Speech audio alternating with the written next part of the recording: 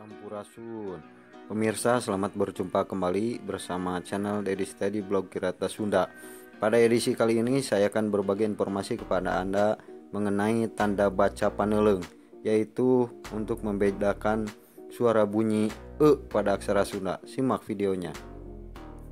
Pemirsa, mari kita perhatikan cara penggunaan tanda baca Paneleng, yaitu untuk membedakan bunyi e pada aksara Sunda.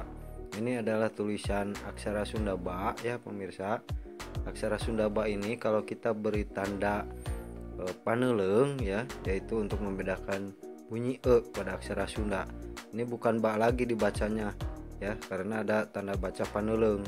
Ini dibacanya bukan ba tapi jadi be ya pemirsa. Ini aksara Sunda Ba karena ada tanda baca Paneleng ya, jadi dibacanya be. Nah, ini kita ada contoh lagi tulisan aksara Sunda Sa. Ya, aksara Sunda Sa ini kita beri tanda baca panghulu misalnya ya. Panghulu itu untuk membedakan bunyi i ya. Jadi sa itu jadi si ya karena ada tanda panghulu.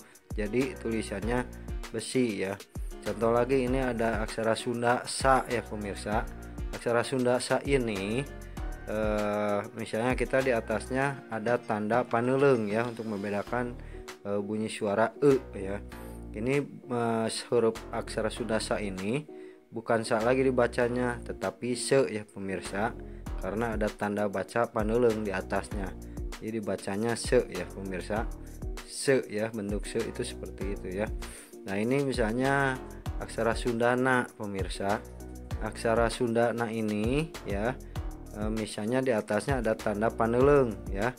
Nah, aksara Sundana ini bukan dibacanya bukan na lagi tetapi jadi ne ya pemirsa, karena di atasnya ada tanda baca Paneleng ya pemirsa. Paneleng. Nah, ini adalah aksara Sunda se ya karena ada tanda baca Paneleng se. Nah, ini adalah aksara Sundana, teman di atasnya ada tanda Paneleng, jadi bacanya menjadi ne ya pemirsa. Sene ya, jadi sene, penulisan sene itu api ya, kalau dalam bahasa Indonesia itu api ya. Nah, ini adalah be, ini adalah si ya karena tanda baca penghulu ya, seperti itu ya, besi. Nah, ini se, ini ne ya. Itulah pemirsa.